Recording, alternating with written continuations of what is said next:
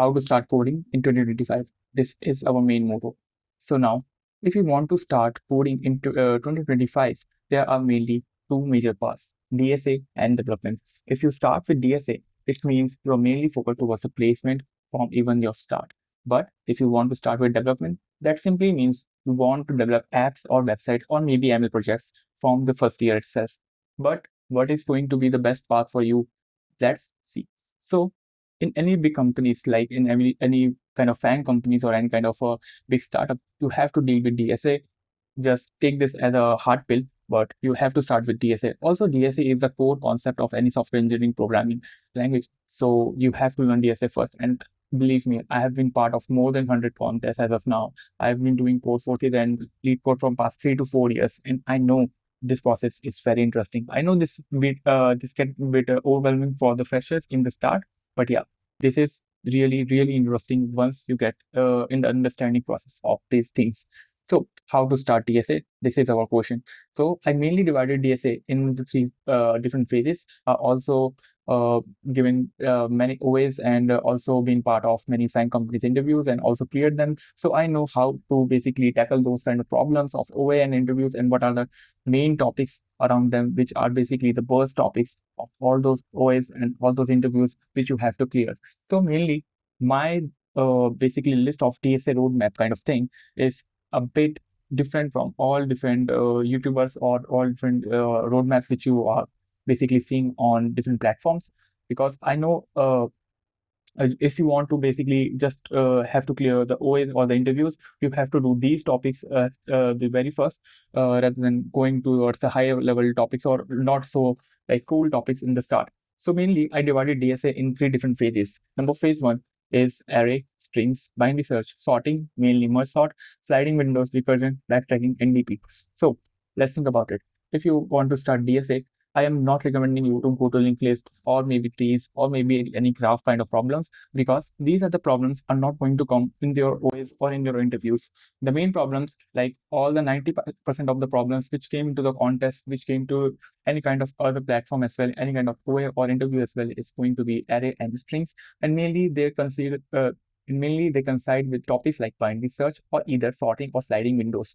So these are the main topics of mainly DSA or cracking any interview. If you want to start programming in 2025, you have to learn array strings as a master, not just like a decent person. So if you are planning to do 1000 question on lead code for DSA, I will highly recommend just do 600 to 700 question only on array strings, binary search, or all these topics which I have just mentioned. So mainly start with array and string, then move towards the binary search, then move towards the sorting. Mainly we get confused like what kind of sorting algorithms are super important, and we spend a lot of time in just simple level of sorting algorithms like bubble sort, like insertion sort, but those sorting techniques are not going to be like useful in the future, because there are very low chances of like any interviewer going to ask you those kind of sorting algorithms. The main sorting algorithm which is going to come in every kind of topic related to sorting questions, whether it's in the OAs or the competitive programming contest, it is going to be the merge sort, not any other else. So focus mainly on the merge sort and just take the taste of other bubble sort and insertion sort and all kinds of sorting technique as well. Next thing is the sliding window, recursion, backtracking, and DP. So sliding window is really highly recommended algorithm, and this technique is very useful in many contests, as well as this going to come in all kind of interviews which you all going to give. Like the similar kind of problem got asked by interviewer to me in like a very big company. I'm not going to name the company, but it is related to some search engine company. So sliding window is very like important algorithm. Next is recursion and DP. So recursion and DP is a combination of like basically optimizing some of your code. So recursion is the fundamental thing which you have to learn. Once you did the arrays part, you will get into the recursion part. And recursion and DP is not related to trees, graphs, and any kind of else. This is purely related to array and strings. So focus on recursion from day one, then go to the backtracking part, and then go to the DP part. DP is only a technique to optimize your recursion code. Once you get problems like TLE in your recursion code, you will find out the useful case of DP in your real life. So this is the phase 1 of programming, which we're gonna do for if we are like just starting with DSA, what is going to be the language which we need to start with? Either go with Java or go with Python. Python is a bit quick, also helps you out in ML kind of projects. Java is also really a great programming language, but I don't recommend C++ or C or any other language in 2025 to start with, mainly in the DSA sector. The next phase is phase 2, which is basically a medium kind of phase, which is linked list, tree, and try.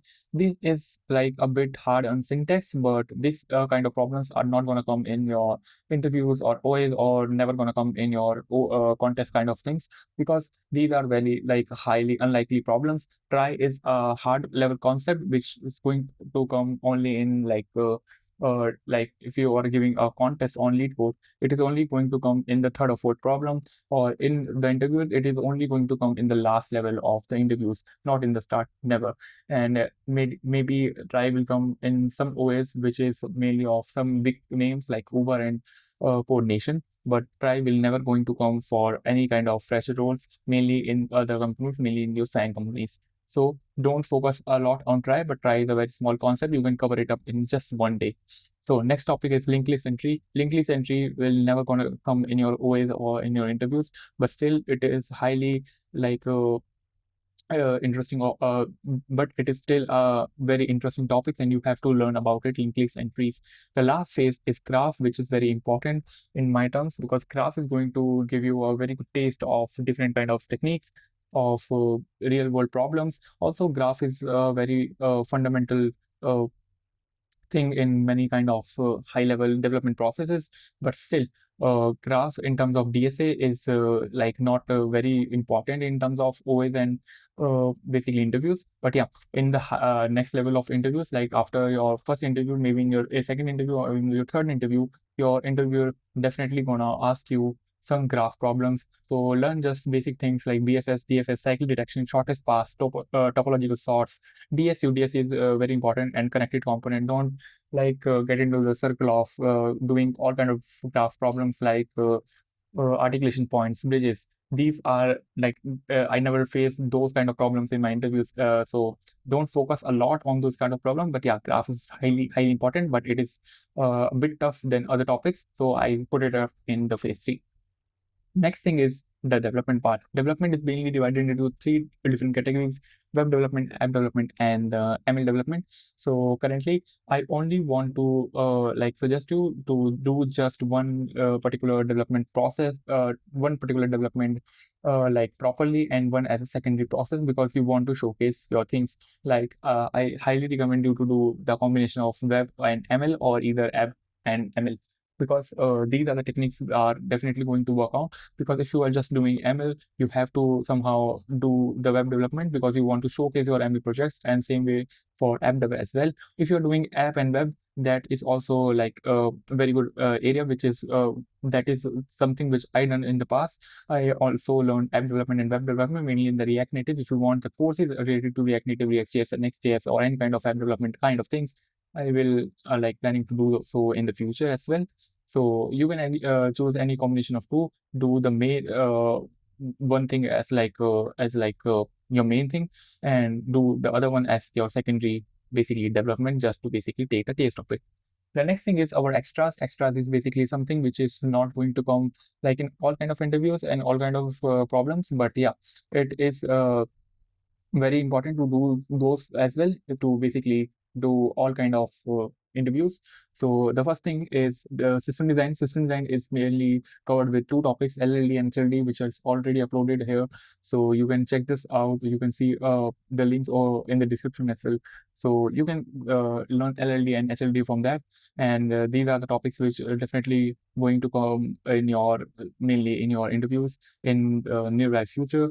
Next up is the extra algorithms and topics. So there are some algorithms and topics which are mainly designed for competitive programming, like segment trees, line seek algorithms, bit masking, and all other type of different algorithms. So those algorithms are very important. There is also a DP algorithm which is called DP, which is highly efficient in some number kind of problems, but they are not useful in terms of interviews. But if you want to get great test of competitive programming, just do these kind of things. But yeah, competitive programming is not like very useful for just OS and your normal interviews. Next up is the main fundamental topics of computer science, which is computer network, DBMS, OOPS, and OS. You don't have to do anything else apart from this. But yeah, these are the small parts. You can easily cover them up in a week. So I just put it up in the last, mainly in the last category. So how you can basically divide your workflow in your 3 years or 4 years. So let's start with the semester one. Semester one, you have to do your phase one. Phase one means you have to start with learning a very good language which you want to, Java or Python, and then move forward with the phase one things, whatever you can, just master array and strings and binary search. In the semester two, you are now I'm assuming that you are able to do the binary search sorting kind of things. So do the rest of the phase one, which is mainly sliding window recursion, backtracking, and DP, and also start doing mainly the phase two. Phase two is a bit small, like place tree and try. These things not gonna get a lot of time, so you can easily complete phase one and phase two together in your semester two. Also start giving contests. So mainly whatever I covered in the phase one is something which makes you eligible for all kind of contests, all kind of different hackathons, all kind of contests on code forces, lead code, code chef, in terms of problem solving around 90%.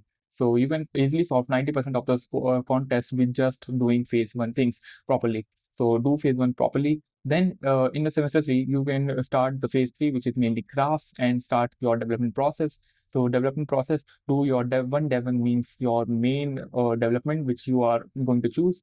And in your semester four, do the development part thing. Also, this is the time when your internship is going to come around, so you have to do your extras as well. So start learning your extra subjects, start learning system design, or if you want, you can also try out your hands in extra algorithms. And lastly, if you get to semester five, just move forward with the development part. So it's time for dev 2.